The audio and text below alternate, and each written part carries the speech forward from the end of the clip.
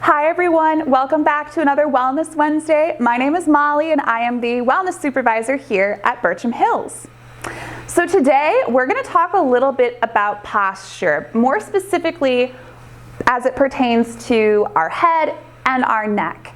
We're going to talk about the ways that poor posture throughout this area can affect us, both, physically, with balance, pain, and I'll give you some nice stretches and exercises to help correct it. Okay, so when we think about our head posture, and we're sitting up nice and tall, we want our head to be stacked over our shoulders here. A lot of times what happens, especially as we get older, and as we do a lot of activities that pertain to, reading, being on our phone, things like that, our head tends to slowly start to creep forward like this. I think we can all attest to having, seen somebody whose posture looks very similar to this if it's not already our own, right? The head forward posture does a couple different things. The first is you can see how it really rounds my back forward, right? So it's starting to give me that kind of hunched back, so to speak. If I were to go ahead and stand, so standing here, you can see how with my head being forward brings my body forward.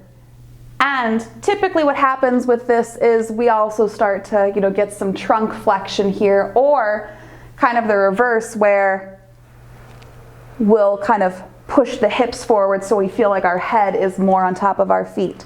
With the former, this tends to bring our weight more into the balls of our feet. We feel more front heavy, feel more off balance forward. From this position here, this tends to bring our weight back into our heels. We're more prone to falling backward. That can be really tricky for us to navigate with our posture as well. So what I'm going to show you first are a couple of different exercises and stretches that you can do to help with loosening that up and working to really get that head posture back on track. So let's dive in.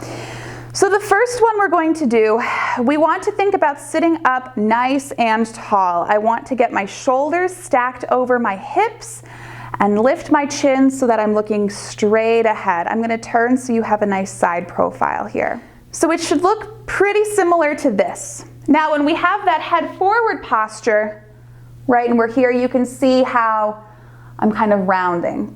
So what I want to think about doing, if I'm not already there, I want to rock my pelvis forward a little bit so I can feel that I'm sitting on kind of the bony part of my bottom, right? Not back on the cushy part of my bottom. So got my pelvis forward. I'm going to lift my chest. So I like to tell my residents, imagine you've got on like a shiny necklace or a big old pin, right? And you want to show it off. So you're going to lift that chest so it catches the light, so to speak. Okay, so I've got my head forward posture here, right? First thing we're going to do is we're going to practice pulling the head straight back. I call this exercise Pigeon Head because you look like a pigeon when it walks down the street. So you want to keep the torso nice and still. Just the head is moving here. You want to keep your eyes at the same level so that you don't feel like you're nodding your head yes, okay?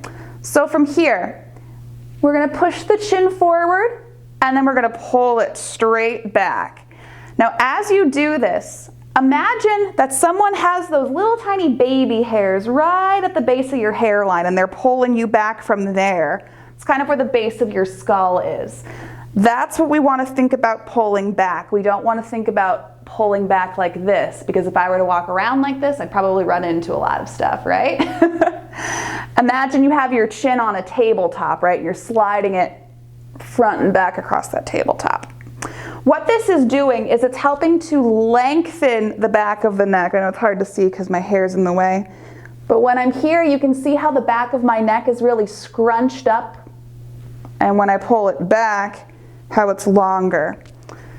So that's going to help us with getting some mobility through that cervical spine and helping to lengthen out those muscles. So I like to do sets of 10, but you'll just practice again, torso still, head forward and back, forward and back, just like this.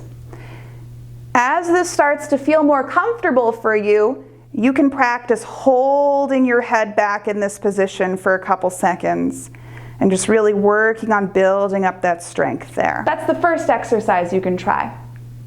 Moving on to another here. We're going to practice some rotation. Now, when the head is forward like this, and again, we're really crunched up in the back of the neck, it can cause us to lose some of that mobility in throughout the neck. So what we want to practice first is, again, kind of pulling the head back as much as we can, just like that exercise we did.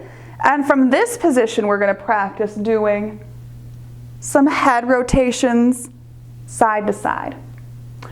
Now, for some of us, if we have injuries within that region, if we have arthritis, a number of different things, we can sometimes really feel a pinch or a pain when it comes to that range of motion. So I'm going to tell you how to adapt that.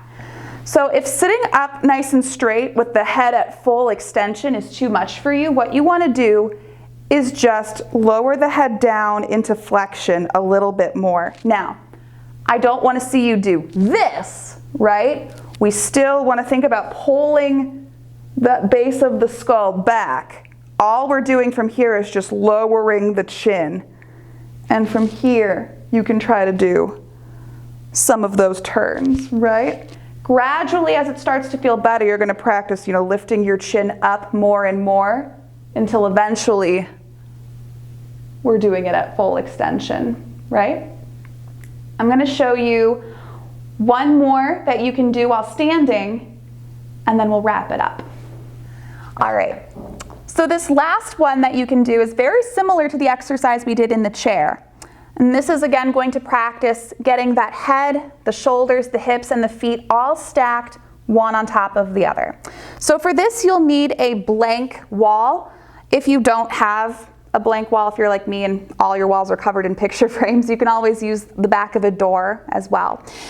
You want to start, feet should be like just 2 or 3 inches in front of the wall, not all the way out here, just the slightest bit. Then we want our bottom back against the wall and the shoulders back against the wall. Now with this head forward posture, I'll show you a couple of different ways that this can look. Right, so if I have my hips and my shoulders back, you can see my head is still pretty far forward. And this is more common for people, again, who tend to fall into this type of posture.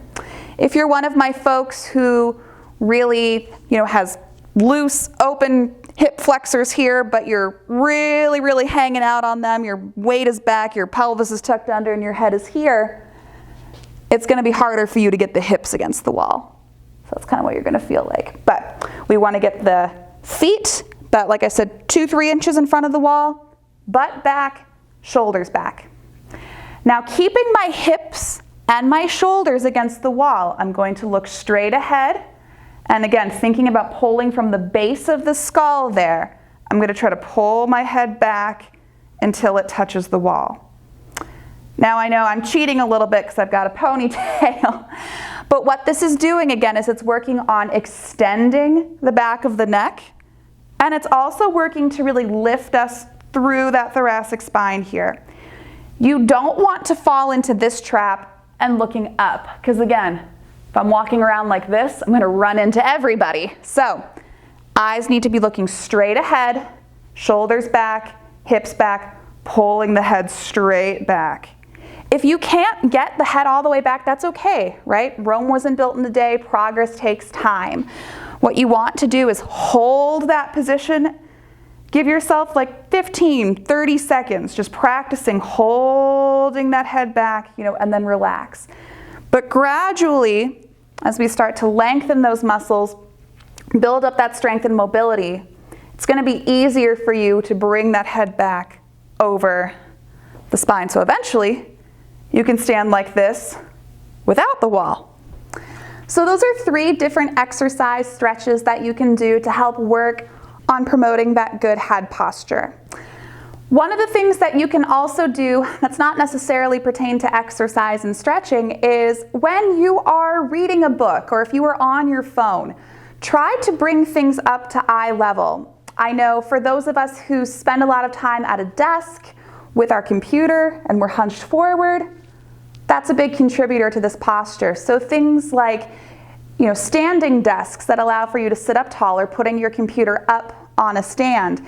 If you are reading a book, try not to have it flat, in your lap. I like to, prop a pillow on my lap so I can bring it up a little bit. It's normal for us to want to kind of bring our head closer to what our eyes are looking at. It's just not really a reflex, but it's something that we do. And so if you bring what you're reading or looking at up, it helps to keep that head from wanting to jet forward. So that's one way that we can kind of curb our actions to help prevent us from falling into that posture. I know that's something this upcoming generation is going to struggle with a lot as we get older, really working on, being on our phones all day, having those heads forward. So try to get ahead of it now. I hope that this was helpful. I hope that you're able to take those exercises and tips and apply them. Working on that posture will not only help you in the long run with balance, but it'll also help with getting those muscles a little bit looser in the back of the neck. And that can also help to alleviate tension headaches. I get those quite a bit myself, so I know how not fun those are. So I hope that helps. We will see you here next week for another Wellness Wednesday. Have a great rest of your day. Thank you.